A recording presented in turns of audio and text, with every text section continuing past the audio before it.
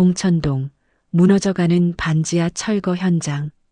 노란 조끼를 입은 용역들이 73살 노인을 벽에서 떼어내려 하고 있었죠. 하지만 노인은 벽에 매달린 채 놓지 않았습니다. 같은 말만 되뇌었죠.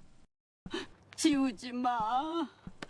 재혁이 얼굴이야. 벽을 가득 채운 수백 개의 그림. 전부 같은 얼굴이었습니다. 5살 남자아이. 그런데 이 아이가 누구인지 아는 사람은 아무도 없었어요. 40년 동안 매일 밤 같은 얼굴을 그린 노인은 대체 누구이고 그림 속 이 아이에겐 무슨 일이 있었던 걸까요? 사연 시작 전 구독과 좋아요 부탁드립니다. 지금 어디에서 듣고 계신지도 댓글로 남겨주세요. 여러분이 계신 곳에 평안과 행복이 함께하길 바랍니다. 새벽 4시 봉천동 반지하는 지상에서 가장 먼 듯한 어둠 속에 잠겨 있었습니다. 창문으로 스며드는 가로등 불빛 아래 73살 정숙이 벽을 향해 서 있었어요. 손에는 손톱만큼 짧아진 크레파스가 쥐어져 있었고 벽 전체가 5살 남자아이의 얼굴로 빼곡히 채워져 있었습니다. 어떤 얼굴은 웃고 있었고 어떤 얼굴은 울고 있었어요. 잠든 표정도 있었고 엄마를 부르는 듯 입이 벌어진 얼굴도 있었습니다. 정숙의 손끝은 쉬지 않았습니다. 한 획 한 획 눈썹을 그리고 볼을 칠하고 입술 위에 분홍색을 덧입혔어요. 크레파스가 닳아 잡히지 않을 만큼 짧아져도 손가락 끝으로 꾹꾹 눌러 색을 밀어 넣었습니다. 방바닥에는 치매 진단서가 떨어져 있었어요. 알츠하이머형 치매, 중등도. 글씨 위에 크레파스 자국이 번져 있었고 정숙은 그 종이가 무엇인지 알지 못했습니다. 글자가 눈에 들어와도 의미로 이어지지 않았고 읽는다는 행위 자체가 물처럼 손가락 사이로 빠져나가고 있었어요. 진단서 옆에는 국민연금공단에서 온 통지서도 함께 있었습니다.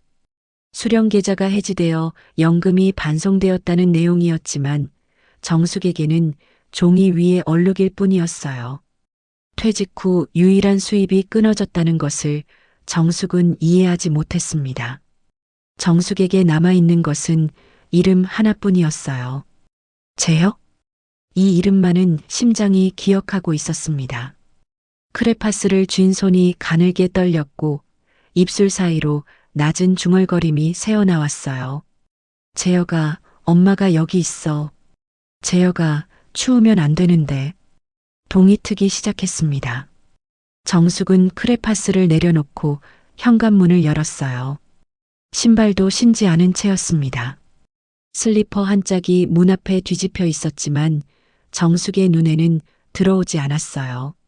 계단을 올라 골목으로 나선 정숙의 발걸음에는 목적지가 없었습니다. 그저 아이를 찾아야 한다는 본능만이 늙은 다리를 움직이고 있었죠. 빨래가 늘어진 좁은 길, 녹슨 대문들 사이로 맨발의 정숙이 천천히 걸어갔습니다. 횡단보도 앞에서도 신호를 기다리지 않고 건너갔고 택시 한 대가 급브레이크를 밟으며 경적을 울렸지만 정숙은 뒤돌아보지도 않았어요. 1시간쯤 걸었을까요? 정숙의 발걸음이 어린이집 앞에서 딱 멈췄습니다. 아직 등원 시간이 아니어서 문은 닫혀 있었지만 유리문 너머로 알록달록한 신발장과 작은 의자들이 보였어요. 정숙은 유리문에 이마를 갖다 대고 안을 들여다봤습니다. 재혁이, 우리 재혁이 어디 갔어? 등원 시간이 되자 아이들이 부모 손을 잡고 나타나기 시작했어요. 정숙은 아이들 사이를 헤집고 다니며 얼굴을 들여다봤습니다. 5살쯤 된 남자아이를 발견하자 달려가 팔을 붙잡았어요. 재혁아, 엄마야. 아이가 울음을 터뜨렸고 아이 엄마가 정숙의 손을 뿌리치며 소리쳤습니다. 뭐 하시는 거예요? 놓으세요. 어린이집 원장이 달려나왔어요.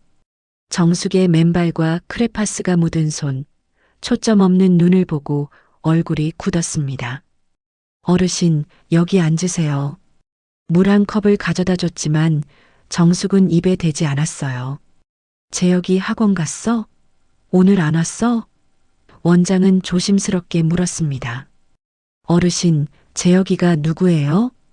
정숙은 같은 말만 반복했어요. 우리 재혁이 5살인데 여기 다니는데. 원장은 더 이상 물을 수가 없었습니다. 결국 경찰에 신고했어요. 경찰이 도착한 건 그로부터 20분 뒤였습니다. 젊은 순경 둘이 정숙 앞에 쪼그려 앉았어요. 할머니, 성함이 어떻게 되세요? 집이 어디예요? 정숙은 순경들의 얼굴을 번갈아 쳐다봤습니다. 낯선 곳에 버려진 아이처럼 작아진 눈동자로 주변을 살폈죠. 보호자 연락처를 물었지만 정숙은 대답하지 못했어요. 전화번호도 주소도 자기 이름조차 또렷하게 말하지 못했습니다. 다만 한 가지 재혁이라는 이름만은 분명하게 발음했어요. 재혁이 우리 재혁이 데려다 줘요. 파출소에서도 정숙은 벽만 바라보고 있었습니다. 누군가 걸쳐준 담요도 느끼지 못하는 듯 했어요. 파출소 벽에 붙은 게시물을 손가락으로 더듬었습니다. 마치 반지하 벽에 그림을 그리듯 손끝이 움직였어요. 순경이 지문을 조회했지만 보호자 정보는 나오지 않았습니다. 실종 신고도 접수된 적이 없었어요. 73살 노인이 새벽에 맨발로 거리를 배회했는데 이 세상 어디에서도 이 사람을 찾는 이가 없었던 겁니다. 그때 순경이 정숙의 낡은 카디건 주머니에서 접힌 종이 한 장을 발견했어요. 30년 전 발급된 미술교사 재직 증명서였습니다. 봉천 초등학교 미술 전담 교사 박정숙. 사진 속 정숙은 단정한 머리에 밝은 눈을 가진 중년의 여교사였어요. 지금 파출소 의자에서 벽을 더듬고 있는 이 노인과 같은 사람이라는 게 믿기지 않았죠. 순경은 재직 증명서에 적힌 연락처를 하나하나 추적했습니다. 학교는 이미 폐교되었고 비상 연락처는 끊긴 번호였어요. 보호자라는 공란이었습니다. 누군가 일부러 지운 듯 깨끗하게 비어 있었어요. 30년 전에도 정숙 곁에는 아무도 없었다는 뜻이었죠. 그때 파출소 문이 벌컥 열리며 숨이 가쁜 중년 여자가 들어왔어요. 봉천동에서 정숙의 바로 옆집에 산다는 이웃, 수님이었습니다. 순경님, 옆집 할머니가 새벽부터 안 보여요. 문이 활짝 열려 있길래 들여다봤는데 벽에 아이 얼굴 그림이 잔뜩 그려져 있어요. 수님의 목소리가 떨렸어요. 밤마다 크레파스 긁는 소리가 들렸거든요. 무서워서 못 들어가겠더라고요. 혹시 여기 보호된 분 중에 70대 할머니 안 계세요? 순경이 정숙을 가리키자 수님이 달려왔습니다. 아이고, 선생님 여기 계셨구나. 맨발이잖아요. 수님은 정숙의 차가운 발을 보더니 자기 목도리를 풀어 발을 감싸줬어요. 선생님, 나야 옆집 사는 사람이야 알겠어? 정숙은 수님의 얼굴을 멍하니 바라보다 입을 열었습니다. 혹시 우리 재혁이 봤어? 학교 갔어? 수님은 아무 말도 할 수 없었습니다. 고개를 돌려 순경에게 말했죠. 이분 혼자 사세요. 보호자가 없어요. 몇 년째 찾아오는 사람을 한 번도 본 적이 없어요. 정숙의 집으로 현장 확인을 갔다 돌아온 순경의 얼굴이 창백했어요. 벽 전체가 아이 얼굴이야 수백 개는 될 거야. 바닥에 크레파스 조각이랑 치매 진단서가 있었고 연금 통지서하고 관리비가 석 달치 밀려 있었어. 냉장고는 비어 있었고 가스도 끊겨 있었대. 수님이 품에서 관리비 고지서 묶음을 꺼냈어요. 제가 대신 받아놓은 거예요. 차마 버릴 수가 없어서. 석 달치 합계 금액에 빨간 글씨로 최종 통보라 적혀 있었습니다. 고지서를 정숙 앞에 내밀었지만 정숙은 종이를 들여다보다 수님의 얼굴을 올려봤어요. 재혁이 밥 먹었어? 수님은 더 이상 참지 못하고 고개를 숙였습니다. 구청 복지과에서 사람이 나와 임시 보호 절차를 밟기로 했어요. 정숙은 복지사의 손에 이끌려 차에 올라탔습니다. 차창 밖으로 봉천동 골목이 스쳐 지나갔어요. 정숙은 창에 손바닥을 갖다 대고 무언가를 그리기 시작했습니다. 유리 위에는 아무것도 남지 않았지만 정숙의 손끝은 멈추지 않았어요. 5살 아이의 눈, 코, 입, 손이 기억하는 대로 허공에 선을 그었습니다. 차가 봉천동을 벗어나는 순간 정숙의 입에서 작은 소리가 흘러나왔어요. 재혁아, 엄마 금방 올게. 봉천동 반지하, 그 벽 위의 수백 개 얼굴들은 이제 주인 없는 방 안에서 어둠 속에 홀로 남겨졌습니다. 서울 강남 유리벽으로 둘러싸인 고층 빌딩 꼭대기 회장실이었습니다. 45살 재혁은 가죽 의자에 깊이 앉아 통화를 하고 있었습니다. 목소리는 낮았지만 한마디 한마디에 칼날 같은 단호함이 실려 있었죠. 공사 일정 하루라도 밀리면 책임은 현장 소장이 지는 겁니다. 알겠습니까? 통화를 끊자 회장실에 정적이 내려앉았어요. 재혁은 넥타이를 느슨하게 풀며 창밖을 바라봤습니다. 성공한 사업가의 얼굴이었지만 그 눈 속에는 따뜻함이라고는 한 점도 남아있지 않았어요. 노크 소리가 났습니다. 비서가 조심스럽게 문을 열고 들어왔어요. 회장님, 구청 복지과에서 연락이 왔습니다. 봉천동에서 보호된 어르신 건인데 주민등록 이력을 추적하다 보니 회장님 쪽으로 연결이 된 것 같습니다. 비서가 잠시 말을 멈추고 메모를 확인했어요. 박정숙이라는 분입니다. 호적상 회장님의 모친으로 되어 있다고요.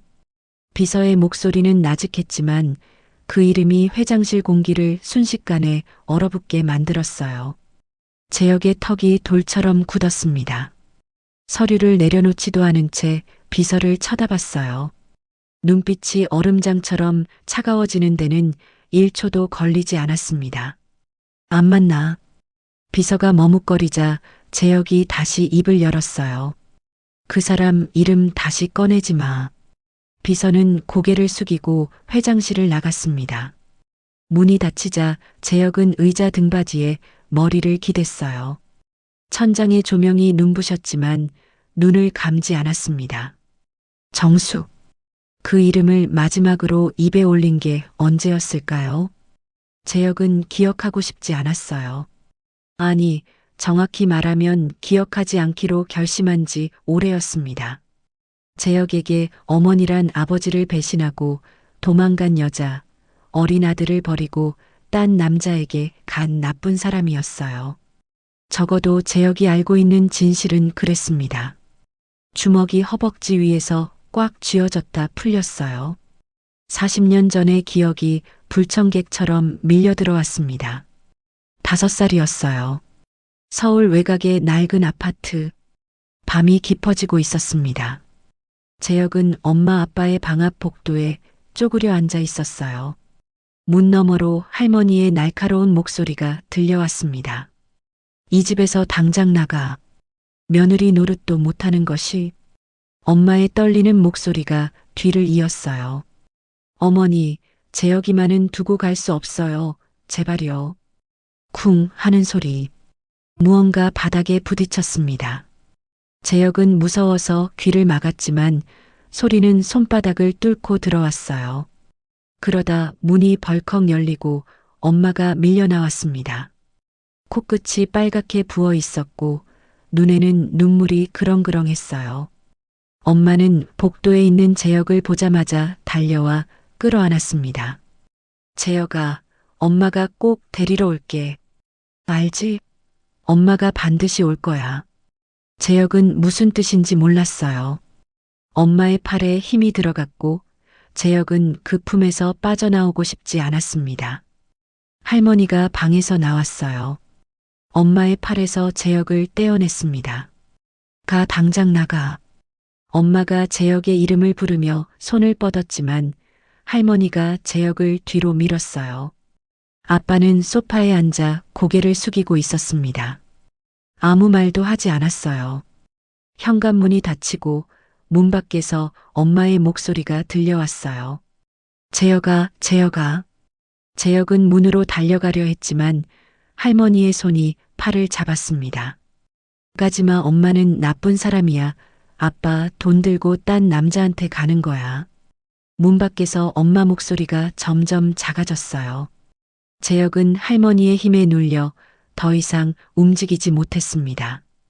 그날 밤 재혁은 할머니 집 낯선 방에서 이불을 뒤집어 쓰고 울었어요.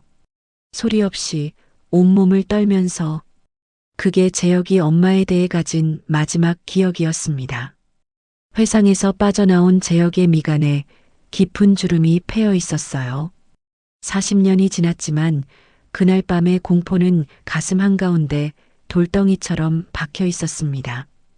재혁은 그 돌덩이를 분노로 감싸 안고 살아왔어요. 어머니가 버린 아이라는 사실이 치욕이었고 그 치욕을 성공으로 덮어버리겠다는 집념이 재혁을 여기까지 끌어올렸습니다. 강남 한복판 고층 빌딩의 회장실, 수백 명의 직원, 수천억 원의 매출. 이 모든 것이 버림받은 5살 아이가 이를 악물고 쌓아 올린 성이었어요. 그 성 안에 어머니가 들어올 자리는 없었습니다. 오후가 되자 재혁의 아내가 사무실로 찾아왔어요. 여보, 잠깐 얘기 좀 할 수 있어요? 아내의 표정이 조심스러웠습니다.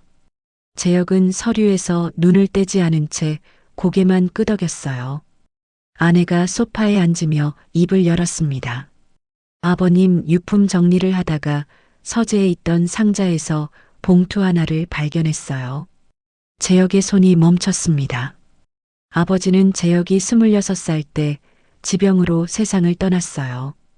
유품 대부분은 할머니가 정리했지만 서재에 있던 상자 하나는 재혁이 가져와 그대로 넣어둔 채 잊고 있었습니다.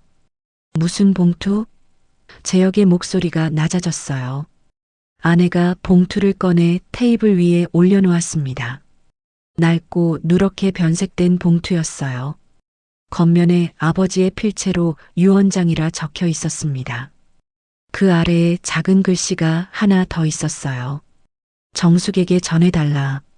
재혁의 눈이 그 글씨 위에서 멈췄습니다. 턱 근육이 파르르 떨렸어요. 아내가 조심스럽게 말했어요. 열어봐야 하지 않을까요? 재혁은 봉투를 집어들었다가 도로 내려놓았습니다. 손끝이 미세하게 떨렸지만 재혁은 그걸 들키고 싶지 않았어요. 아버지의 유언장에 왜 그 여자 이름이 적혀 있는 건지 이해할 수 없었습니다. 아버지를 배신하고 떠난 여자에게 전해달라니요. 재혁의 머릿속에서 분노가 치밀어 올랐어요. 필요 없어. 재혁은 봉투를 서랍에 밀어넣고 잠금 장치를 눌렀습니다. 여보, 그래도 아버님 유언인데. 재혁이 고개를 돌려 아내를 똑바로 쳐다봤습니다. 눈빛이 서늘했어요. 그 얘기 그만해. 아내가 나간 뒤 회장실은 다시 고요해졌습니다. 재혁은 서랍을 내려다보고 있었어요. 잠금장치 너머로 아버지의 필체가 아른거렸습니다. 정숙에게 전해달라. 아버지는 왜 그런 말을 남겼을까요? 돈을 들고 도망간 여자에게 뭘 전하라는 걸까요? 재혁은 고개를 저었어요. 생각하고 싶지 않았습니다. 6개월 전 할머니가 세상을 떠났을 때도 재혁은 눈물 한 방울 흘리지 않았어요. 할머니는 재혁을 키워준 사람이었지만 동시에 재혁의 세상에서 어머니를 완전히 지워버린 사람이기도 했습니다. 밥을 차려주고 학교에 보내주면서도 엄마라는 단어를 입에 올리지 못하게 했던 사람. 그 복잡한 감정을 재혁은 냉정함으로 눌러왔어요. 창밖으로 해가 기울고 있었습니다. 서울 도심의 빌딩들이 노을빛에 붉게 물들었어요. 재혁은 자리에서 일어나 창가로 걸어갔습니다. 저 아래로 개미처럼 작은 사람들이 퇴근길을 서두르고 있었어요. 봉천동이 어디쯤일까 하는 생각이 스쳐 지나갔지만 재혁은 즉시 머릿속에서 지워버렸습니다. 그 여자는 나와 상관없는 사람이야. 재혁은 중얼거리듯 말했어요. 하지만 주머니 속 주먹은 풀리지 않았습니다. 구청에서 걸려온 전화 한 통이 40년간 단단하게 쌓아 올린 벽에 아주 미세한 금을 내고 있었어요. 재혁은 그 금을 느끼면서도 애써 외면했습니다. 퇴근길 차 안에서 재혁의 시선이 백미러에 머물렀어요. 거울 속에 비친 자기 얼굴이 낯설었습니다. 45살 성공한 사업가의 얼굴.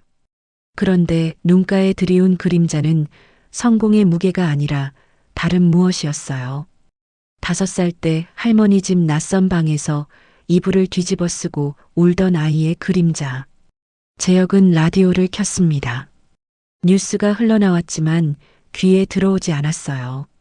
머릿속에는 아버지의 필체만 맴돌았습니다. 정숙에게 전해달라. 그 한 줄이 재혁의 밤을 잠 못 이루게 만들 거라는 걸 아직 재혁은 몰랐습니다. 정숙이 임시보호소에서 돌아온 지 사흘째였어요.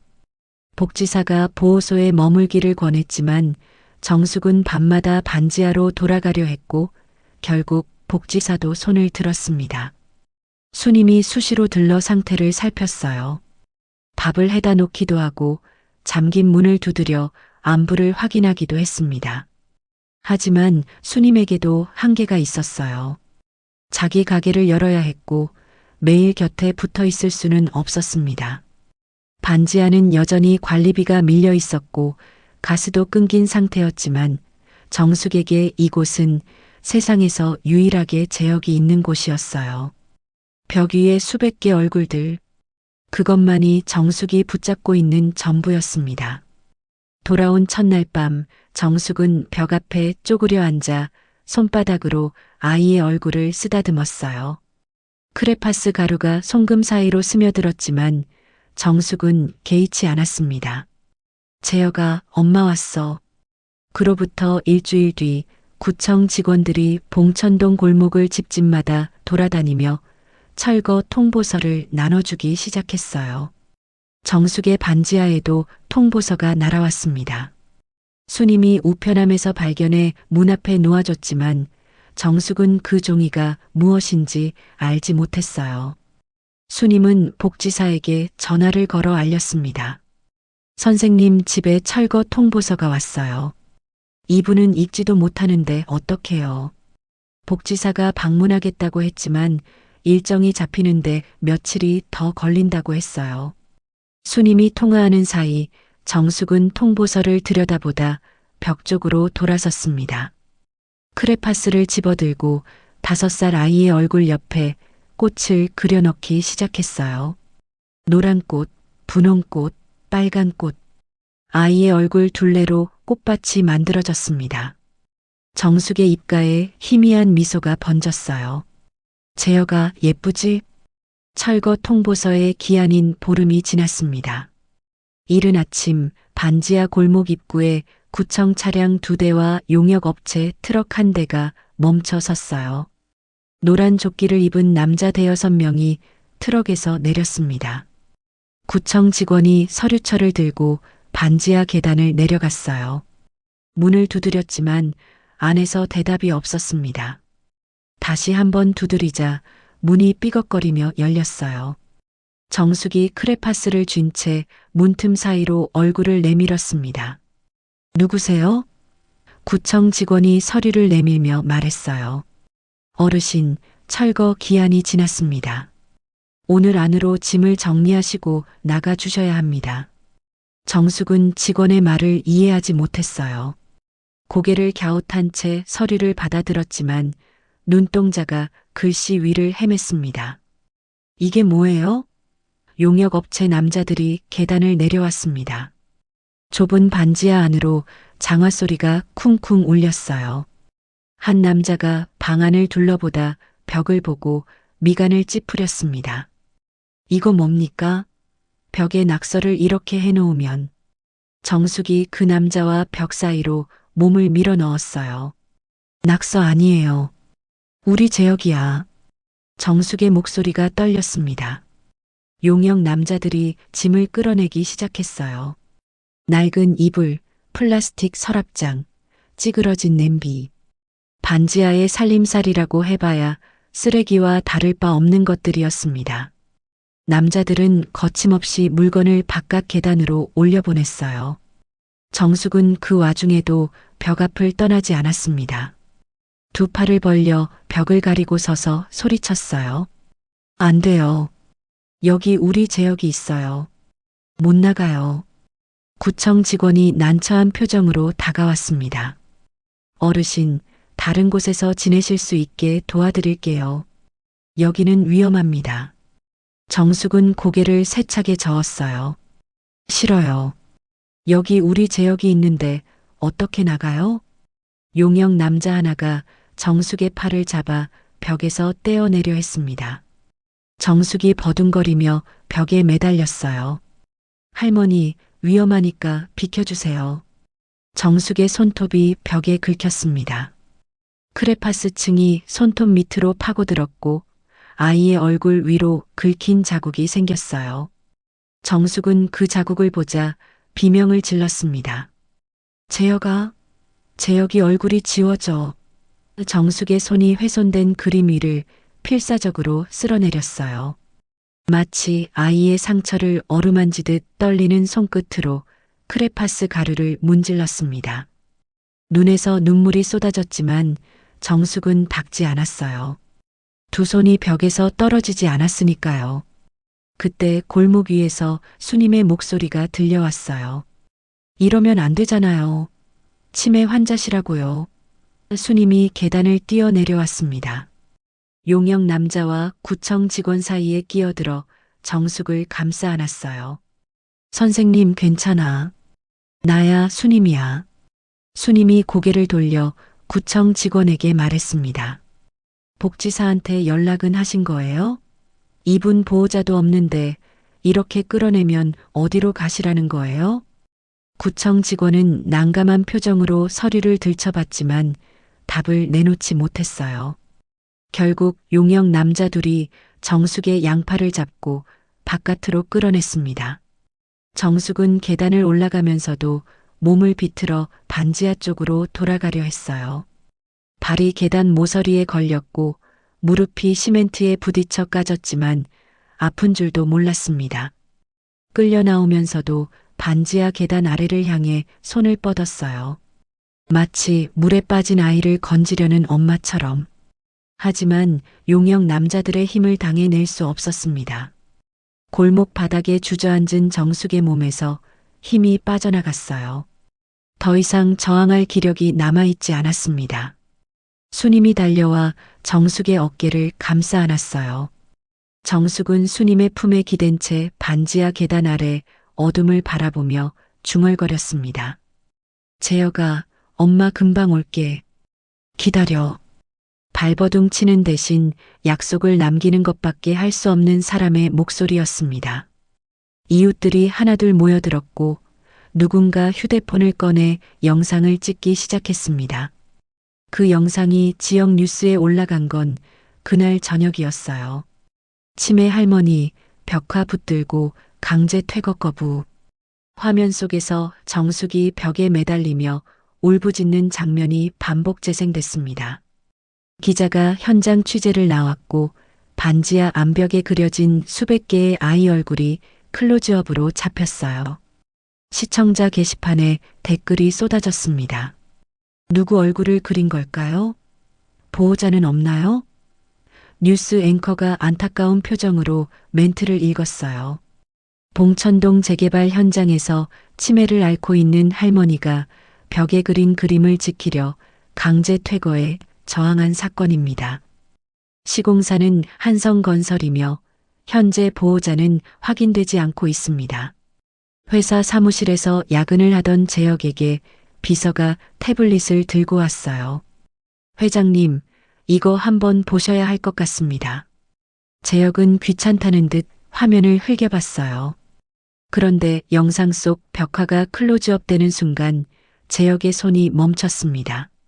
화면 속 아이의 얼굴, 동그란 눈, 살짝 올라간 코, 통통한 볼, 이마를 덮은 앞머리. 재혁은 어린 시절 사진을 떠올렸어요. 똑같았습니다. 벽에 그려진 수백 개의 얼굴이 모두 5살 재혁이었어요. 재혁의 손가락이 태블릿 모서리를 꽉 움켜쥐었습니다. 화면 하단에 자막이 흘렀어요. 봉천동 재개발 구역, 시공사 한성건설. 재혁의 숨이 멈추는 것 같았습니다. 한성건설. 그건 재혁의 회사였어요. 재혁은 봉천동 일대를 포함한 서울 남부 재개발 사업 입찰에서 3구역을 따냈습니다. 수십 개 필지 중 하나에 어머니가 살고 있으리라고는 상상도 못했어요. 비서가 조심스럽게 입을 열었습니다. 봉천동 재개발이 저희 3구역 사업입니다. 철거 대상의 박정숙이라는 이름이. 재혁이 태블릿을 책상 위에 내려놓았습니다. 화면이 꺼졌지만 아이의 얼굴이 눈앞에서 사라지지 않았어요. 나가봐. 재혁의 목소리가 낮게 갈라졌습니다. 비서가 조용히 문을 닫고 나갔어요. 회장실에 혼자 남은 재혁은 꺼진 태블릿 화면을 내려다보고 있었습니다. 검은 화면 위에 자기 얼굴이 비쳤어요. 45살의 얼굴 위로 5살 아이의 얼굴이 겹쳐 보였습니다. 벽에 그려진 그 얼굴, 40년 동안 매일 그렸을 그 얼굴. 재혁의 이를 악문 턱이 떨렸어요. 분노인지 당혹감인지 자기 자신도 알 수 없는 감정이 가슴 안에서 소용돌이쳤습니다. 재혁은 두 손으로 얼굴을 감싸고 한참을 그 자세로 앉아 있었어요. 창 너머로 서울의 야경이 차갑게 빛나고 있었지만 재혁의 눈에는 아무것도 들어오지 않았습니다. 그 밤 재혁은 회장실 불을 끄지 못한 채 새벽을 맞았어요. 정숙이 임시보호소에 다시 맡겨진 건 강제 퇴거 다음 날이었습니다. 구청 복지사가 정숙의 손을 잡고 보호소 문을 열었어요. 낯선 형광등 불빛, 낯선 냄새, 낯선 얼굴들. 정숙은 문 앞에서 발걸음을 멈추고 뒤를 돌아봤습니다. 복지사가 부드럽게 등을 밀었어요. 어르신, 여기서 지내시면 돼요. 따뜻하고 밥도 나와요. 정숙은 고개를 끄덕이지도 고개를 젓지도 않았습니다. 그저 눈동자가 불안하게 이리저리 움직였어요. 보호소 한쪽 구석에 놓인 접이식 침대가 정숙의 자리였습니다. 이불은 깨끗했지만 벽은 하얗고 비어 있었어요. 그림이 없었습니다. 재혁이가 없었어요. 첫날 밤부터 정숙의 상태가 눈에 띄게 나빠졌습니다. 자정이 넘자 정숙이 침대에서 일어나 벽 쪽으로 다가갔어요. 손을 뻗어 벽을 더듬었습니다. 손바닥이 하얀 페인트 위를 쓸어내렸지만 아무것도 만져지지 않았어요. 재혁아. 정숙의 목소리가 갈라졌습니다. 재혁이 어디 갔어? 여기 있었는데. 정숙은 벽을 두드리기 시작했어요. 처음에는 손바닥으로, 그 다음에는 주먹으로. 쿵, 쿵. 보호소 관리인이 달려왔습니다. 어르신, 주무셔야죠. 밤이에요. 정숙은 관리인의 얼굴을 올려다보며 물었어요. 여기 그림이 있었는데 누가 가져갔어요? 우리 재혁이 얼굴 돌려줘요. 관리인은 대답할 말을 찾지 못했습니다. 이튿날도 그 다음 날도 정숙은 밤마다 벽을 찾았어요. 잠이 들었다가도 새벽이면 일어나 벽 앞에 서서 손을 더듬었습니다. 정숙은 보호소 벽에도 아이의 얼굴을 그리기 시작했어요. 관리인이 아침에 발견하고 깜짝 놀랐습니다. 벽 한쪽에 5살 남자아이의 얼굴이 연필로 그려져 있었어요. 크레파스 없이 연필만으로 그린 얼굴이었지만 눈매와 볼의 곡선이 놀랍도록 정교했습니다. 관리인은 차마 지우지 못했어요. 그 그림을 보고 있으면 가슴이 먹먹해져서요. 낯선 환경이 정숙의 뇌를 더 빠르게 무너뜨리고 있었습니다. 보호소에서 밥을 먹다가 갑자기 숟가락을 내려놓고 현관으로 걸어가는 일이 잦아졌어요. 어디 가세요, 어르신? 집에 가야 해요. 재혁이 밥 안 먹었어요. 관리인이 팔을 잡으면 정숙은 순한 아이처럼 다시 자리에 앉았지만 눈동자는 여전히 현관문을 향하고 있었습니다. 밤에는 더 심했어요. 새벽 2시, 3시에 신발을 신고 문을 열고 나가려 했습니다. 봉천동 반지하로 돌아가려는 거였어요. 이미 철거가 시작된 그곳으로. 경찰에 보호된 것이 3번째였습니다. 새벽에 봉천동 골목을 배회하던 정숙을 순찰차가 발견했어요. 맨발이었고 보호소에서 나올 때 입었던 얇은 잠옷 차림이었습니다. 순경이 정숙을 파출소로 데려왔어요. 할머니, 또 나오셨어요? 위험하잖아요. 정숙은 순경의 얼굴을 빤히 쳐다봤어요. 혹시 우리 재혁이 못 봤어요? 5살인데. 이만큼 작은 아이야. 정숙이 손으로 허공에 아이의 키를 그렸습니다. 순경은 고개를 숙였어요. 구청에서 통보가 내려왔습니다. 보호소에서 더 이상 감당이 안 된다는 거였어요. 보호자가 나타나지 않으면 강제 입소 절차를 밟겠다고 했습니다. 문제는 서울 시내 요양원에 빈자리가 없다는 것이었어요.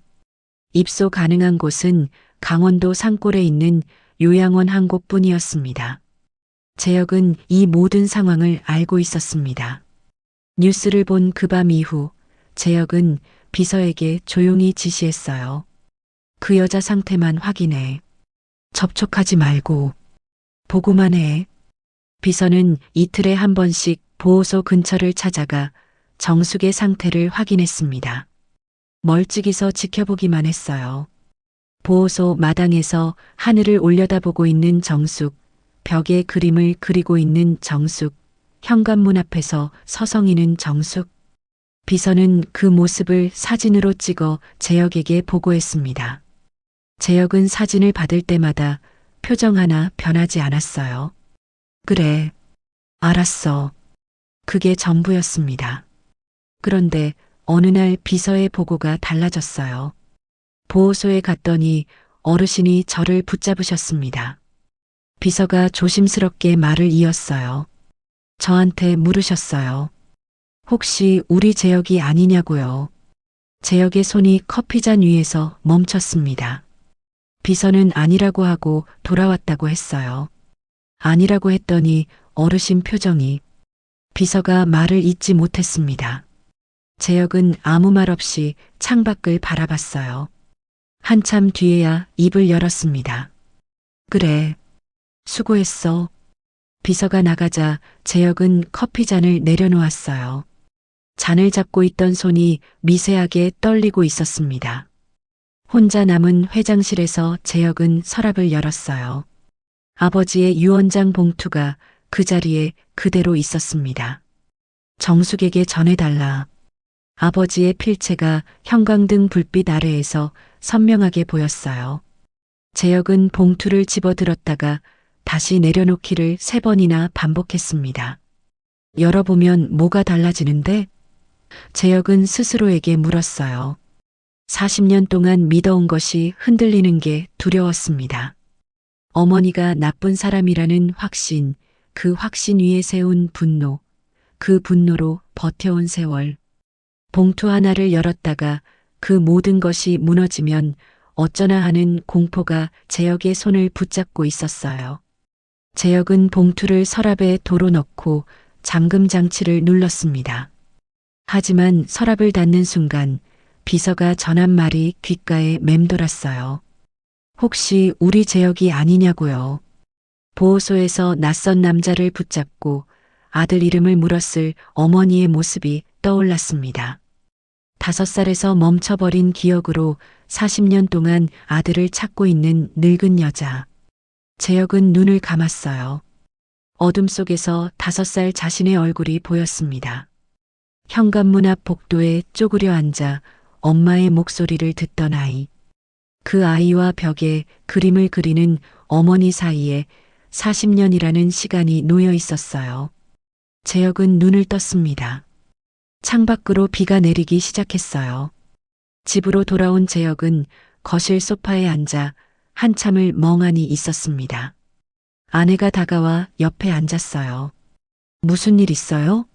표정이 안 좋아 보여서. 재혁은 고개를 저었습니다. 아무것도 아니야. 하지만 그 목소리에는 평소의 단호함이 없었어요. 아내는 더 묻지 않았습니다. 재혁이 혼자 있고 싶을 때의 표정을 알고 있었으니까요. 재혁은 소파에 몸을 묻은 채 천장을 올려다봤어요. 하얀 천장이 보호소 벽처럼 비어 보였습니다. 그 빈 벽에 연필로 아이의 얼굴을 그리고 있을 어머니를 떠올리자 가슴 한가운데 무언가 뭉클하게 치밀어 올랐어요. 재혁은 이를 악물었습니다. 인정하고 싶지 않았어요. 하지만 40년간 얼어붙어 있던 무엇인가가 아주 천천히, 아주 조금씩 녹기 시작하고 있었습니다. 며칠째 잠을 설치던 재혁의 아내가 먼저 움직였습니다. 재혁이 출근한 사이 아내는 서재로 들어갔어요. 시아버지 유품이 담긴 상자를 다시 꺼내 거실 바닥에 펼쳤습니다. 지난번에 유언장 봉투를 발견했던 바로 그 상자였어요.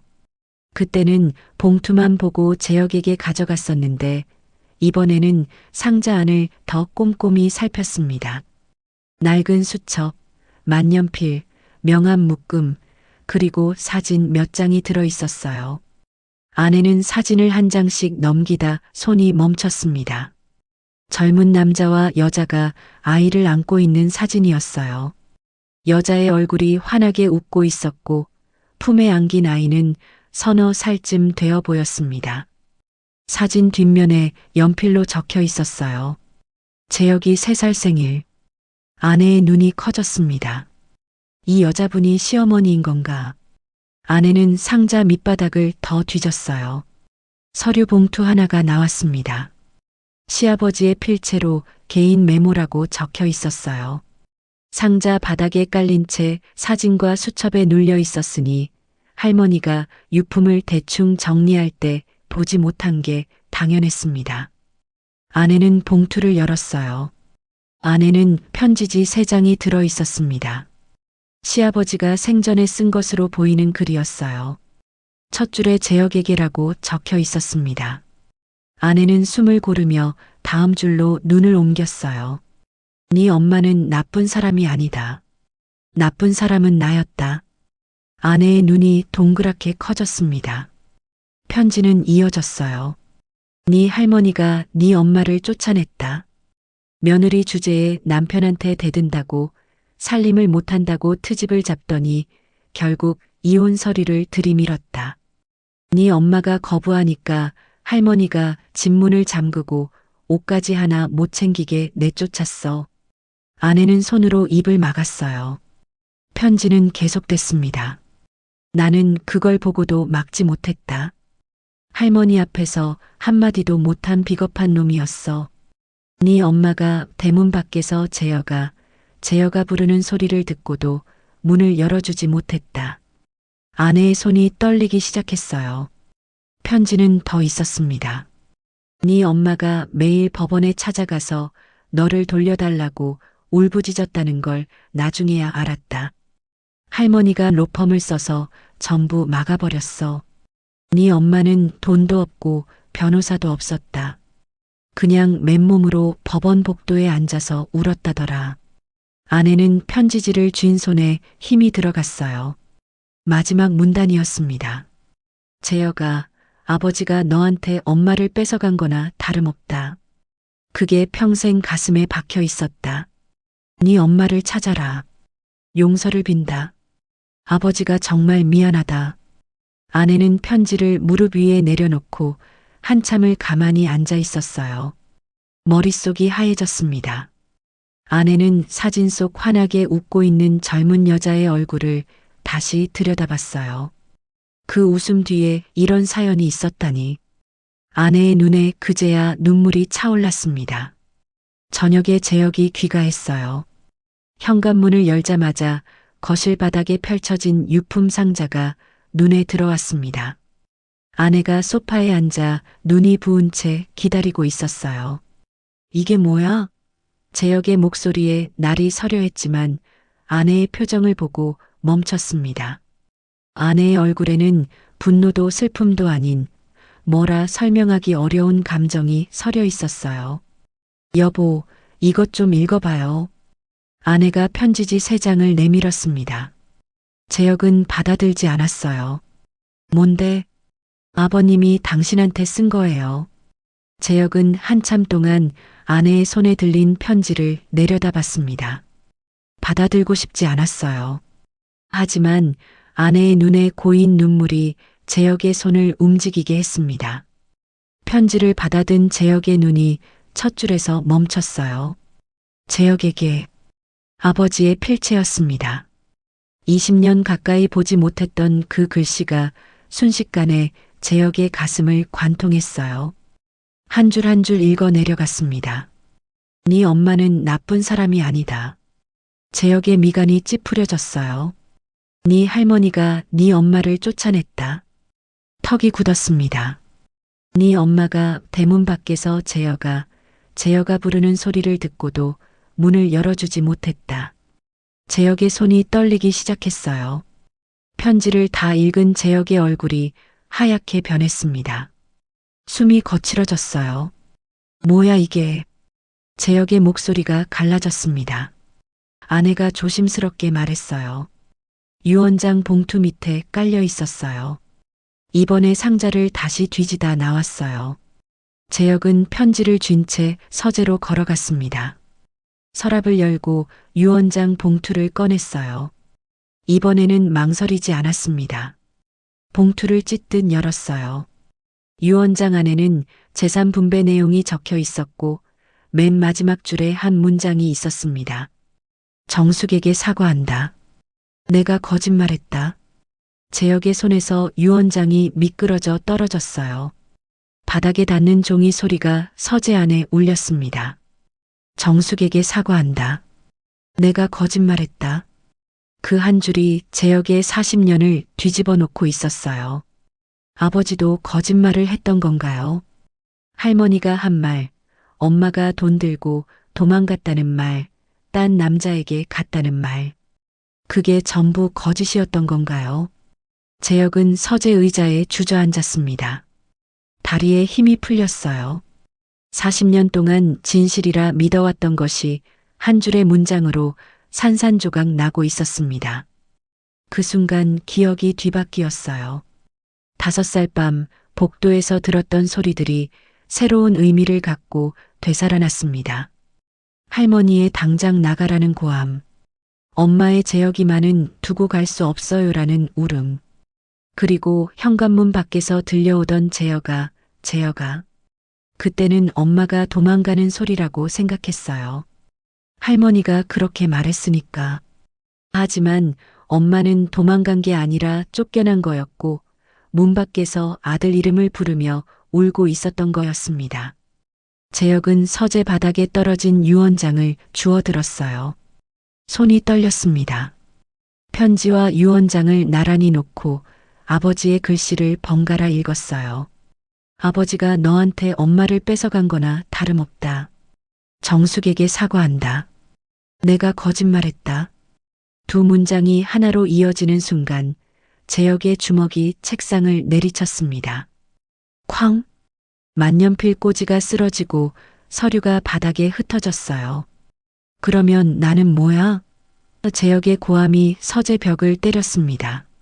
40년 동안 엄마를 미워한 나는 뭐가 되는 거야? 재혁의 눈에서 처음으로 눈물이 흘러내렸습니다. 서재 바닥에 주저앉은 채 서류 더미를 끌어안고 고개를 떨궜어요. 어깨가 들썩였지만 소리는 나지 않았습니다. 40년 동안 한 번도 울지 않았던 남자가 아버지의 글씨 앞에서 무너지고 있었어요. 아내가 서재 문을 조용히 열고 들어왔습니다. 재혁의 등 뒤에 앉아 아무 말 없이 어깨를 감싸 안았어요. 재혁은 아내의 손을 뿌리치지 않았습니다. 한참을 그렇게 앉아 있었어요. 서재 창밖으로 가로등이 하나둘 켜지고 있었고 아버지의 편지와 유언장은 바닥 위에 흩어진 채 재혁의 눈물에 젖어가고 있었습니다. 정숙의 치매가 걷잡을 수 없이 빨라지고 있었습니다. 관리인이 화장실에 들어간 사이 정숙이 현관문을 열고 나가버리는 일도 잦아졌습니다. 한 번은 보호소 부엌에서 가스레인지를 켜놓고 거실로 나와 벽에 그림을 그리고 있었어요. 관리인이 타는 냄새를 맡고 달려갔을 때 냄비가 시커멓게 탄 채 연기를 뿜고 있었습니다. 하마터면 큰 불이 날 뻔했어요. 관리인은 복지사에게 전화를 걸어 말했습니다. 더 이상은 못하겠어요. 24시간 붙어 있을 수가 없잖아요. 새벽 배회는 더 심해졌습니다. 정숙은 밤마다 봉천동 반지하를 향해 걸었어요. 이미 철거가 시작된 그곳을 향해 어둠 속을 맨발로 걸었습니다. 가로등 불빛 아래로 흰 머리카락이 바람에 날렸고 얇은 잠옷 차림의 정숙은 골목 사이를 유령처럼 떠돌았어요. 첫 번째는 순찰차가 발견했고 두 번째는 새벽 배달을 나온 택배기사가 신고했습니다. 세 번째는 봉천동 철거 현장 앞에서 발견됐어요. 무너진 벽잔해 사이에 쪼그려 앉아 섰고 조각을 손가락으로 더듬고 있었습니다. 재혁아, 엄마 왔어. 어디 있어? 정숙의 목소리가 새벽 공기 속에 떠돌았지만 대답하는 사람은 아무도 없었어요. 구청에서 최종 통보가 내려왔습니다. 복지사가 보호소로 찾아와 관리인과 함께 정숙 앞에 앉았어요. 어르신, 요양원에 가셔야 할 것 같아요. 정숙은 복지사의 얼굴을 멍하니 바라봤습니다. 요양원이 뭐예요? 편하게 지내실 수 있는 곳이에요. 정숙은 고개를 저었어요. 나 여기 있을래요. 재혁이가 찾아올 수도 있잖아요. 복지사의 눈가가 붉어졌지만 어쩔 수 없었습니다. 유일하게 빈자리가 있는 곳은 강원도 산골의 작은 요양원이었어요. 서울에서 버스로 4시간이 넘는 거리였습니다. 재혁은 비서를 통해 이 상황을 보고받았습니다. 강원도 요양원이요. 서울에서 꽤 먼 곳입니다. 보호자가 나타나지 않으면 이번 주 안에 입소 절차가 진행된다고 합니다. 재혁은 아무 말 없이 비서의 보고를 들었어요. 머릿속에서는 아버지의 편지가 맴돌고 있었습니다. 네 엄마가 맨발로 대문 밖에서 재혁아 부르는 소리를 듣고도 문을 열어주지 못했다. 재혁의 턱이 미세하게 떨렸어요. 알았어. 가봐. 비서가 나가자 재혁은 의자 팔걸이를 꽉 움켜쥐었습니다. 그날 밤 재혁은 서재에 틀어박혀 아버지의 서류를 뒤졌어요. 유품 상자에서 꺼낸 서류들과 아버지 사망 당시의 기록들을 하나하나 펼쳤습니다. 보험금 수령 내역, 부동산 등기부, 재산 이전 기록. 한 장씩 넘길 때마다 재혁의 얼굴이 점점 어두워졌어요. 정숙이 내쫓긴 직후의 기록이 나왔습니다. 아버지 명의 부동산 3채가 할머니 앞으로 이전되어 있었어요. 아파트 한 채, 상가 한 채, 그리고 봉천동 인근의 토지. 이전 날짜가 정숙이 쫓겨난 날로부터 불과 열흘 뒤였습니다. 재혁의 손이 부들부들 떨렸어요. 어머니가 돈을 들고 도망간 게 아니었습니다. 오히려 할머니가 아버지의 재산을 전부 자기 앞으로 돌린 거였어요. 어머니는 빈손으로 쫓겨났고 할머니는 그 재산을 기반으로 재혁을 키우며 어머니를 나쁜 사람으로 만들어버린 거였습니다. 서류 더미 사이에서 이혼 소송 기록도 나왔어요. 원고 박정숙, 피고 측 법률 대리인의 대형 로펌 이름이 적혀 있었습니다. 소송 내용은 친권 반환 청구. 어머니가 재혁의 친권을 돌려달라고 소송을 건 거였어요. 결과는 기각. 사유란에 적혀 있었습니다. 경제적 능력 부족, 양육 환경 부적합. 재혁은 판결문을 읽으며 이를 악물었어요. 빈손으로 쫓아내놓고 돈이 없다고 기각시킨 거였습니다. 어머니에게는 처음부터 이길 수 없는 싸움이었어요. 재혁은 서류를 바닥에 내려놓고 두 손으로 얼굴을 감쌌습니다. 숨이 막혔어요. 할머니와의 기억이 나쁜 것만 있는 건 아니었습니다. 학교 앞에서 기다려주기도 했고, 아플 때 밤새 이마를 짚어주기도 했어요. 하지만 그 손이 어머니를 내쫓은 손이기도 했다는 사실이 모든 기억을 뒤틀어 놓았습니다. 따뜻했던 순간과 잔인했던 진실이 뒤엉켜 어느 쪽이 진짜인지 알 수가 없었어요. 서류 더미 사이에서 종이 한 장이 더 나왔어요. 정숙의 미술교사 임용 서류였습니다. 봉천초등학교 미술 전담 교사 임용일 1987년 3월. 어머니는 쫓겨나 2년 만에 교사 자격을 따고 학교에 취직한 거였어요. 빈손으로 내쫓긴 여자가 이를 악물고 살아남은 흔적이었습니다. 1987년이면 자기가 7살이었어요. 학교에 입학할 나이. 어머니는 남의 아이들에게 그림을 가르치면서 자기 아이의 입학식에는 가지 못했던 거예요. 교실에서 7살 아이들의 얼굴을 볼 때마다 재혁을 떠올렸을 어머니를 생각하니 숨이 막혔습니다. 재혁은 임용 서류를 가슴에 안았습니다. 30년도 더 된 종이가 바스락거렸지만 재혁은 놓지 않았어요. 파출소 순경이 발견했던 재직 증명서. 그 종이를 40년 동안 카디건 주머니에 넣고 다녔던 어머니. 재혁은 이제 그 이유를 알 것 같았습니다. 그 시절이 어머니에게는 유일하게 사람답게 살았던 시간이었을 거예요.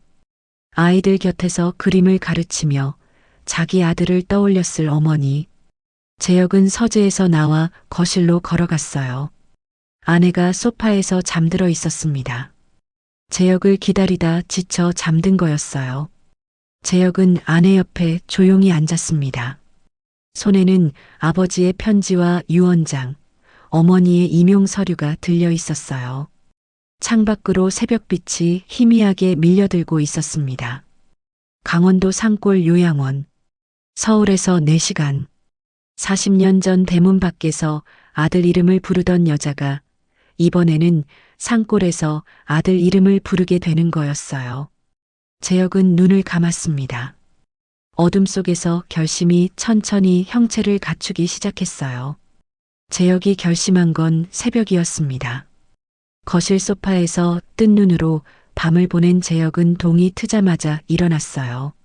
아내가 눈을 비비며 물었습니다. 어디 가요? 이른 아침에. 재혁은 현관에서 구두끈을 매며 대답했어요. 봉천동. 아내는 더 묻지 않았습니다. 재혁의 눈빛이 달라져 있었어요. 며칠째 흔들리고 무너지기만 하던 눈에 처음으로 방향이 잡혀 있었습니다. 재혁은 차 키를 집어들고 현관문을 나섰어요. 차를 몰고 봉천동으로 향했습니다. 강남에서 봉천동까지는 30분도 안 되는 거리였어요. 40년 동안 한 번도 가지 않았던 길이 이렇게 가까웠다는 사실이 재혁의 가슴을 쥐어짰습니다. 먼저 임시보호소로 갔습니다. 하지만 보호소 관리인이 고개를 저었어요. 어르신 오늘 새벽에 또 나가셨어요. 경찰에 연락은 해놨는데 아직 못 찾았습니다. 재혁의 심장이 쿵 내려앉았어요. 어디로 가셨는데요? 관리인이 한숨을 내쉬었습니다. 항상 같은 곳이에요. 봉천동 반지하. 재혁은 돌아서서 뛰기 시작했어요. 구두 밑창이 골목 바닥에 부딪히는 소리가 새벽 공기를 갈랐습니다. 반지하가 있던 자리에 도착했을 때 재혁의 다리가 멈춰 섰어요. 건물은 반쯤 허물어져 있었습니다. 지붕이 내려앉았고 벽 한쪽이 무너져 철근이 드러나 있었어요. 철거 현장을 알리는 노란 테이프가 바람에 펄럭이고 있었습니다. 재혁은 테이프를 넘어 안으로 들어갔어요. 계단을 내려가자 반지하의 잔해가 보였습니다. 그런데 벽이 보였어요. 무너지지 않은 벽 한쪽. 석고가루 사이로 아이의 눈, 볼, 입이 희미하게 남아 있었습니다. 재혁은 벽 앞에서 오래 서 있었습니다. 크레파스로 그려진 5살 아이의 얼굴. 자기 얼굴이었어요. 재혁은 손을 뻗어 벽을 만졌습니다. 손끝에 크레파스 가루가 묻었어요. 어머니가 이 벽 앞에서 매일 밤 이 얼굴을 그렸다는 게 실감이 났습니다. 손톱이 닳도록, 손가락 끝이 갈라지도록 40년 동안 반지하를 나서려는 순간 재혁의 발끝에 무언가 걸렸어요. 무너진 천장 아래 콘크리트 슬래브가 비스듬히 기울어져 만든 삼각형 공간 안에 낡은 철제 상자가 있었습니다. 콘크리트가 지붕처럼 덮고 있었기에 비와 잔해를 피할 수 있었던 거였어요. 재혁은 몸을 숙여 상자를 꺼냈습니다. 먼지를 털어내고 뚜껑을 열자 안에서 종이 묶음이 쏟아져 나왔어요. 편지였습니다. 재혁은 가장 위에 놓인 편지를 집어들었어요. 봉투에 적힌 수신인을 보고 숨이 멎는 것 같았습니다. 우리 재혁에게 어머니의 글씨였어요. 재혁은 떨리는 손으로 봉투를 열었어요. 편지지가 누렇게 변색되어 있었습니다. 날짜가 적혀 있었어요. 첫 번째 편지. 재혁아, 오늘 내 생일이다. 6살 됐구나. 엄마가 케이크를 사고 싶었는데 돈이 없어서 못 샀어. 대신 내 얼굴을 그렸어. 생일 축하해. 재혁의 시야가 흐려졌어요. 다른 편지를 꺼냈습니다. 재혁아, 오늘 학교 앞에 갔었어. 혹시 너를 볼 수 있을까 싶어서. 아이들이 쏟아져 나오는데 내가 없더라. 어느 학교에 다니는지 엄마는 그것도 몰라. 또 한 통을 펼쳤어요. 재혁아, 엄마가 미술 선생님이 됐어. 아이들한테 그림 가르치면서 내 생각을 많이 해. 편지는 끝이 없었어요. 매년 생일마다, 입학식마다, 졸업식마다 어머니는 편지를 썼습니다. 보낼 주소를 몰라서 한 번도 붙이지 못한 편지들이었어요. 재혁은 상자 맨 아래에 있는 마지막 편지를 꺼냈습니다. 가장 최근에 쓴 것이었어요. 글씨가 심하게 흔들려 있었고 한 줄을 쓰다 말고 다시 시작한 흔적이 여러 군데 보였습니다. 글을 쓰는 능력이 읽는 능력보다 먼저 무너지고 있었던 거예요. 재혁아, 엄마가 요즘 자꾸 이름을 잊어. 이웃 이름도 잊고 어제 뭘 했는지도 잊어. 근데 내 이름만은 안 잊어. 재혁? 재혁? 이 이름만 기억나. 재혁의 두 손이 편지 위에서 떨렸어요. 눈물이 편지지 위로 떨어졌습니다. 재혁은 상자를 품에 안고 반지하 계단을 올라왔습니다. 아침 햇빛이 골목을 비추고 있었어요. 편지 수백 통과 벽에 남은 아이의 얼굴.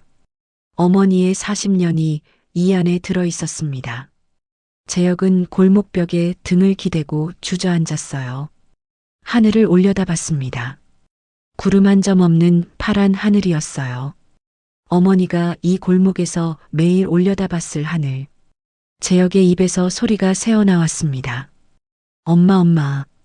45살 남자가 봉천동 골목에서 처음으로 그 단어를 입에 올렸어요. 재혁은 상자를 끌어안은 채 한참을 그 자리에 앉아 있었어요. 어디선가 참새 소리가 들려왔고 골목 끝으로 아침 햇살이 길게 뻗어오고 있었습니다. 재혁은 상자를 차 뒷좌석에 싣고 곧바로 경찰에 전화를 걸었어요. 오늘 새벽 봉천동에서 배회하던 어르신 아직 못 찾으셨습니까? 경찰은 아직 수색 중이라고 했습니다. 재혁은 구청 복지과에도 전화를 걸었어요. 박정숙 어르신 보호자입니다. 아들이요. 전화기 너머로 잠깐 침묵이 흘렀습니다. 보호자분이 계셨어요? 복지사의 목소리에 놀라움과 안도가 동시에 묻어났어요. 재혁은 그 물음에 대답하지 못하고 잠시 입을 다물었습니다. 경찰과 구청이 동시에 움직였어요. 재혁도 차를 몰고 봉천동 일대를 돌았습니다. 그런데 어머니가 갈 만한 곳이 어딘지 알 수가 없었습니다. 40년 동안 어머니의 삶에 대해 아무것도 몰랐으니까요. 그 사실이 핸들을 잡은 손을 떨리게 만들었습니다. 오전 11시쯤 경찰에서 연락이 왔어요. 찾았습니다. 봉천동 철거 현장 안쪽이요. 재혁은 차를 급하게 돌렸습니다. 노란 테이프 너머로 순경 2명이 서 있었고 그 뒤쪽 무너진 벽잔의 앞에 작은 그림자가 보였습니다. 정숙이었어요. 무너진 벽 앞에 쪼그리고 앉아 섰고 조각 위에 손가락으로 뭔가를 그리고 있었습니다. 잠옷 차림이었고 맨발이었어요. 재혁은 노란 테이프를 넘어 안으로 들어갔어요. 정숙이 고개를 들었어요. 낯선 남자가 다가오는 걸 보고 정숙의 눈에 경계심이 떠올랐습니다. 누구세요? 여기 가까이 오지 마세요. 정숙은 섰고 조각을 품에 안으며 몸을 웅크렸어요. 마치 아이를 빼앗길까봐 감추는 엄마처럼. 재혁은 무릎을 꿇었습니다. 콘크리트 바닥이 무릎뼈를 찔렀지만 아픈 줄 몰랐어요. 정숙의 눈높이에 맞춰 앉은 재혁이 입을 열었습니다. 엄마, 나 재혁이야. 정숙은 고개를 갸웃했어요. 눈동자가 재혁의 얼굴 위를 천천히 훑었습니다. 이마, 눈, 코, 입. 정숙의 표정에는 아무런 변화가 없었어요. 재혁이? 우리 재혁이는 5살인데 눈앞에 있는 45살의 남자와 자기 기억 속 5살 아이가 연결되지 않는 거였어요. 재혁은 주머니에서 사진 한 장을 꺼냈어요. 오늘 아침 아버지 유품 상자에서 챙겨온 것이었습니다. 재혁이 3살 생일 사진. 젊은 어머니가 아이를 안고 웃고 있는 사진이요. 재혁이 사진을 정숙 앞에 내밀었어요. 엄마, 이거 봐. 이 아이가 나야. 정숙은 사진을 받아들었습니다. 한참을 들여다보더니 눈이 반짝였어요. 사진 속 아이의 얼굴을 손가락으로 쓰다듬었습니다. 우리 재혁이네. 우리 재혁이. 정숙의 입가에 환한 미소가 번졌어요. 40년 동안 그려온 그 얼굴을 단번에 알아본 거였습니다. 하지만 정숙은 사진에서 눈을 떼고 재혁의 얼굴을 올려다보며 고개를 갸웃했어요. 아저씨가 우리 재혁이를 알아요? 어디서 봤어요? 재혁은 품에서 편지 묶음을 꺼냈어요. 가장 위에 있던 편지, 6살 생일 편지를 정숙 앞에 펼쳤습니다. 엄마, 이거 엄마가 쓴 거 맞지? 정숙은 편지를 받아들었어요. 읽지는 못했습니다. 하지만 손가락이 글씨의 획을 따라가더니 멈추지 않았어요. 마치 글씨를 쓰던 순간의 감각이 손끝에 남아있는 것처럼 정숙의 입술이 달싹거렸습니다. 재혁아, 오늘 내 생일이다. 편지의 첫 문장을 중얼거렸어요. 읽은 게 아니라 기억한 거였습니다. 손이 기억하고 있었던 겁니다. 재혁의 눈에서 눈물이 터져 나왔어요. 서재에서 혼자 울었던 것과는 달랐습니다. 이번에는 어머니 앞이었어요. 40년 동안 미워했던 사람, 40년 동안 그리워하지 않으려 했던 사람 앞에서 모든 것이 한꺼번에 무너져 내렸습니다. 재혁은 고개를 떨구고 소리 없이 울었습니다. 어깨가 들썩였고 콘크리트 바닥 위로 눈물이 떨어져 동그란 자국을 남겼어요. 정숙은 우는 남자를 가만히 바라봤습니다. 왜 울어요? 정숙이 손을 뻗어 재혁의 볼에 닿았어요. 거칠고 주름진 손이었지만 볼을 감싸는 손길은 부드러웠습니다. 눈물을 닦아주며 정숙이 말했어요. 울지 마. 남자가 울면 못 써. 재혁은 고개를 들어 어머니의 얼굴을 봤습니다. 주름이 깊게 패인 얼굴, 하얗게 센 머리카락, 초점이 흐린 눈. 하지만 아들의 눈물을 닦아주는 손길만은 40년 전 그대로였어요. 기억이 사라지고 이름을 잊고 글을 읽지 못하게 되어도 어머니의 손은 아이의 눈물을 닦아주는 법을 잊지 않았습니다. 재혁은 어머니의 손을 2손으로 감싸쥐었어요. 차갑고 마른 손이었습니다. 뼈마디가 울퉁불퉁하게 튀어나와 있었고 손톱 밑에는 크레파스 가루가 박혀 있었어요. 이 손으로 40년 동안 아들의 얼굴을 그렸구나. 재혁은 어머니의 손등에 이마를 갖다 대고 한참을 울었습니다. 정숙은 자기 손에 이마를 대고 우는 남자를 내려다보며 고개를 갸웃했어요. 이 사람은 왜 이러는 걸까? 정숙은 알지 못했습니다. 하지만 이상하게 이 남자를 밀어내고 싶지 않았어요. 낯선 사람인데 낯설지 않았습니다. 정숙은 자유로운 한 손으로 남자의 머리를 쓰다듬었어요. 5살 아이의 머리를 쓰다듬듯 느리고 부드러운 손길이었습니다. 울지 마. 착하지. 재혁의 어깨가 더 크게 떨렸어요. 무너진 벽잔해 사이에서 늙은 어머니와 45살의 아들이 마주 앉아 있었습니다. 하늘에서 햇살이 두 사람 위로 비스듬히 내려앉았고 석고 가루가 빗속에서 하얗게 떠다녔어요. 40년 만의 재회였지만 어머니는 그것을 알지 못했습니다. 재혁은 어머니를 데리고 철거 현장을 빠져나왔습니다. 순경에게 보호자 확인 서류를 작성하고 구청 복지사에게 전화를 걸어 요양원 입소를 중단해 달라고 요청했어요. 제가 직접 모시겠습니다. 복지사는 잠시 말이 없다가 조심스럽게 물었어요. 정말이십니까? 재혁은 변명도 해명도 할 수 없었습니다. 그저 짧게 대답했어요. 네, 제가 아들입니다. 전화를 끊고 돌아보니 정숙이 골목벽에 기대서서 하늘을 올려다보고 있었어요. 재혁은 차 트렁크에서 담요를 꺼내 어머니의 어깨에 걸쳐줬어요. 정숙은 담요를 만지작거리며 재혁을 올려다봤습니다. 고마워요. 아저씨 참 친절하네. 재혁은 어머니를 차에 태우고 집으로 향했어요. 집에 도착하자 아내가 현관에서 기다리고 있었습니다. 아내는 정숙을 보자 눈가가 붉어졌지만 애써 미소를 지었어요.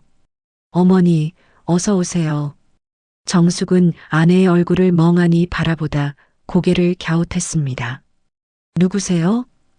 아내는 입술을 깨물며 대답했어요. 며느리예요, 어머니. 정숙이 이 집에서 보낸 첫날 밤은 불안했어요.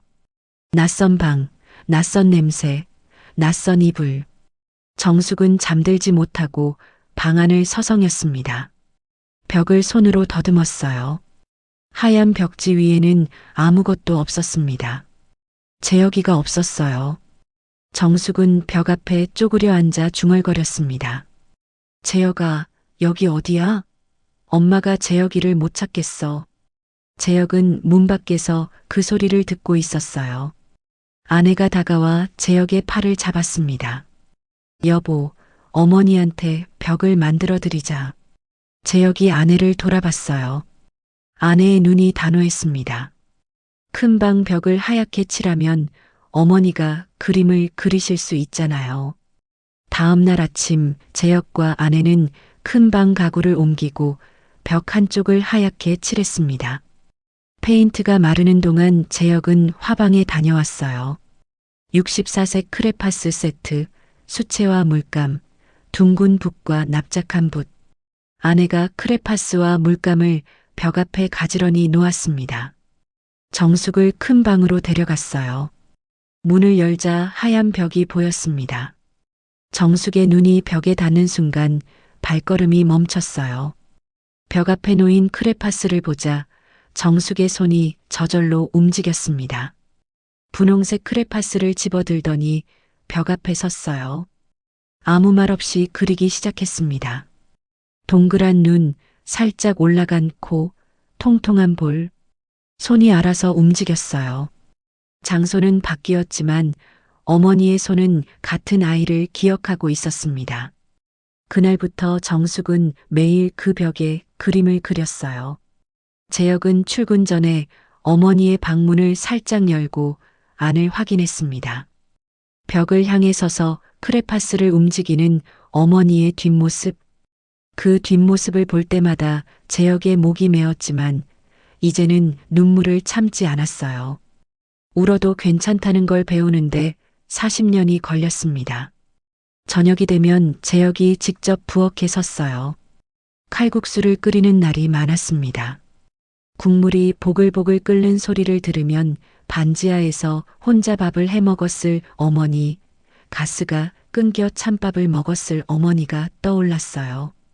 재혁은 칼국수를 그릇에 담아 어머니 앞에 놓았습니다.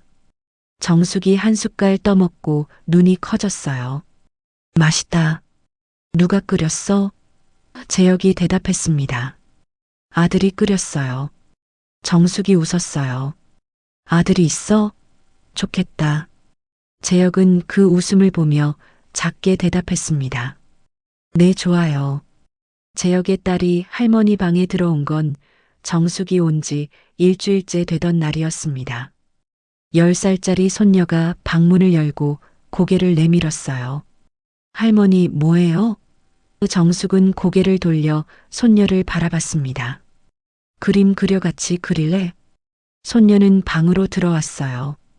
벽 앞에 나란히 앉아 크레파스를 하나씩 집었습니다.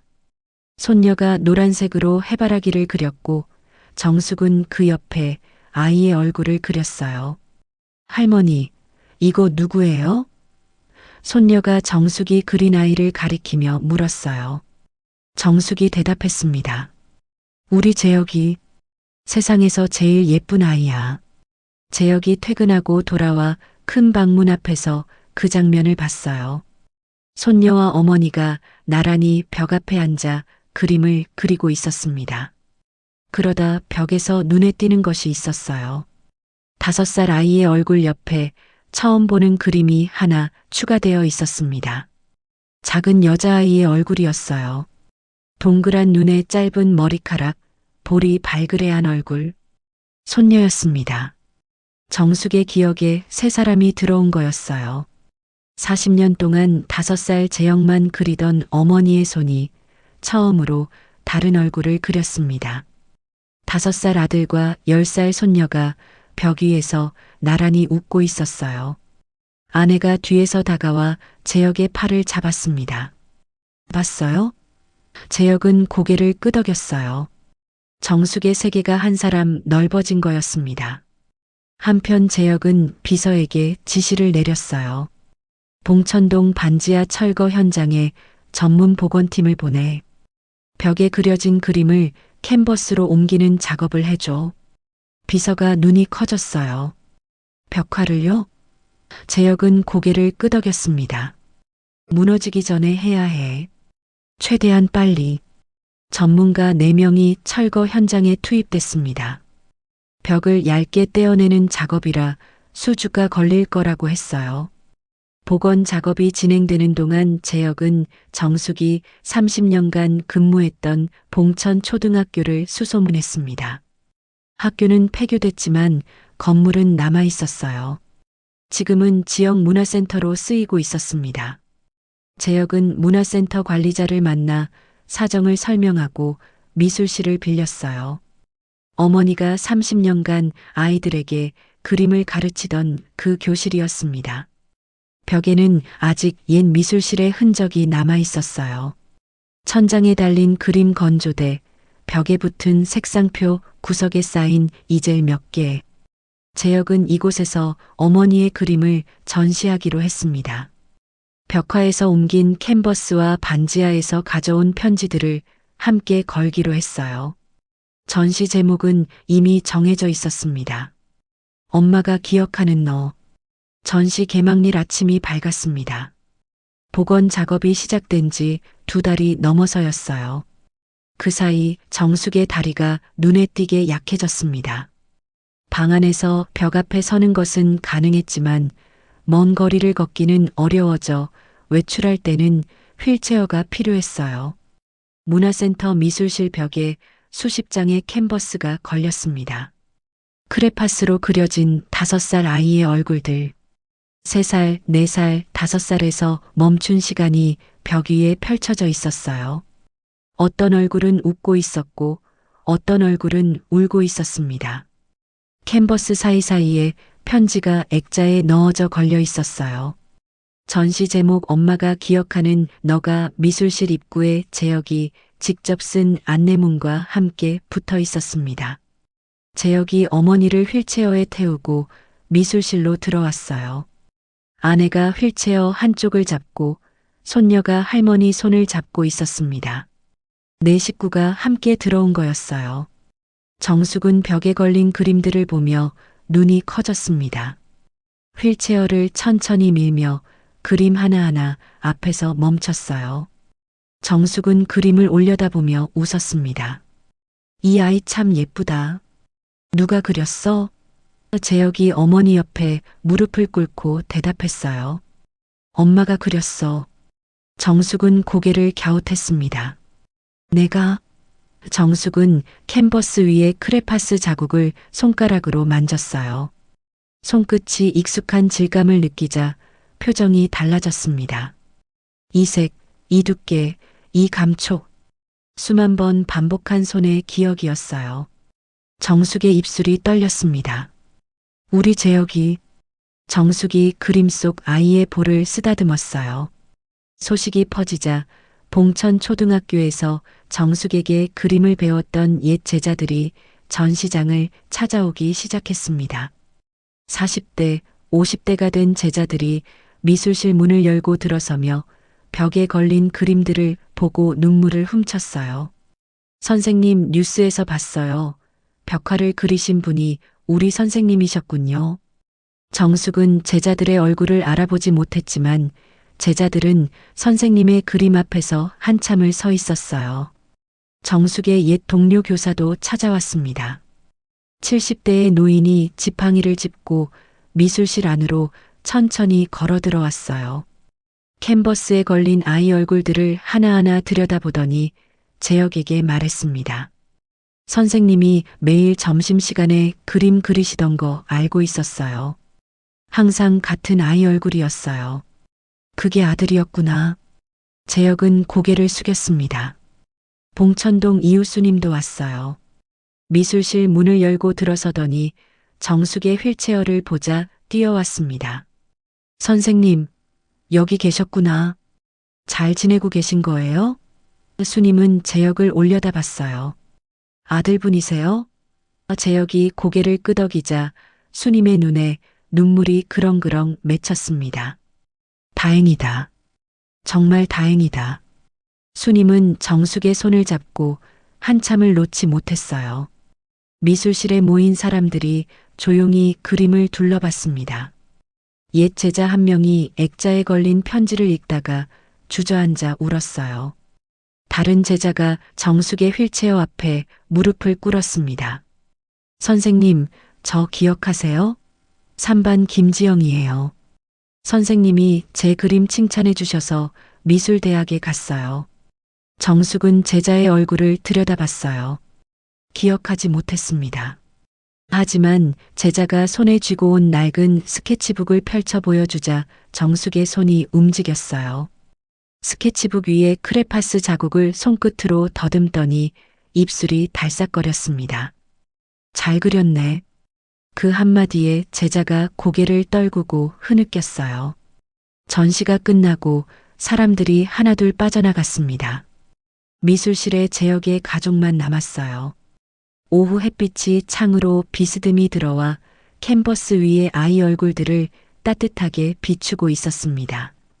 손녀가 할머니 옆에 서서 그림을 가리켰어요. 할머니, 이 아이가 우리 아빠래. 정숙이 손녀를 돌아봤습니다. 아빠, 이 아이가? 손녀가 고개를 끄덕였어요.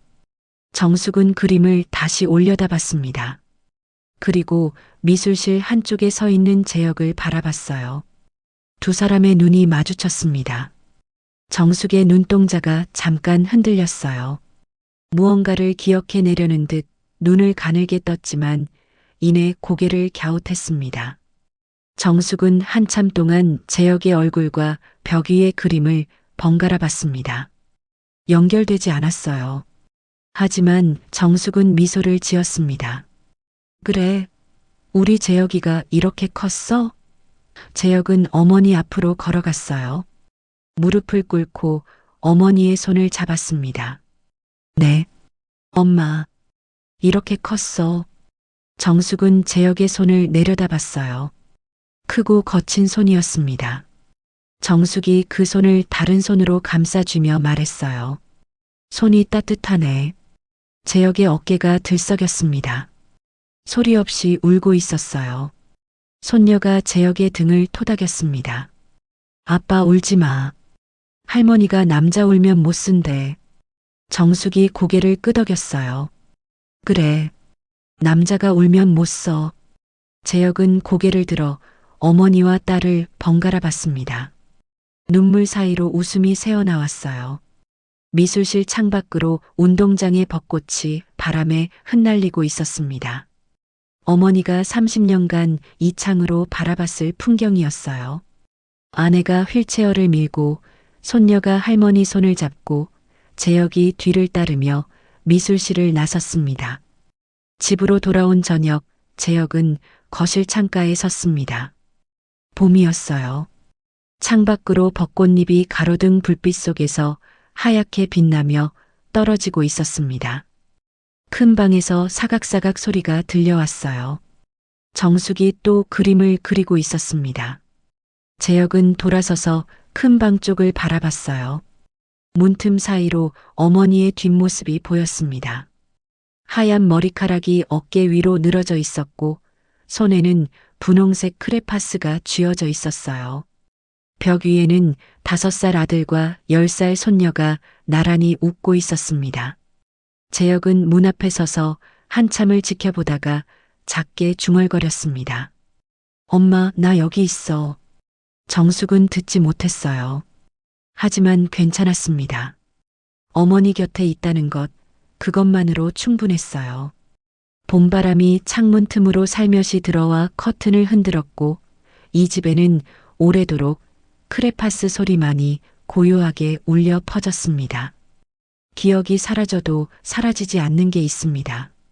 손끝에 남은 아이의 얼굴, 입술에 남은 아이의 이름. 정숙은 세상 모든 것을 잊었지만 아들만은 잊지 못했어요. 40년이라는 시간도 치매라는 병도 어머니의 사랑만큼은 지울 수 없었습니다. 혹시 오늘 이 이야기를 들으시면서 떠오르는 얼굴이 있으신가요? 오래 연락 못 드린 부모님, 멀리 계신 가족. 오늘 전화 한 통 걸어보시는 건 어떨까요? 그 한 통이 누군가에게는 40년을 기다린 전화일 수도 있습니다. 여러분, 오늘 이야기 끝까지 함께 해주셔서 감사합니다. 이야기가 마음에 드셨다면 구독과 좋아요, 알림 설정 꼭 부탁드립니다. 그리고 댓글로 여러분의 생각도 나눠주세요.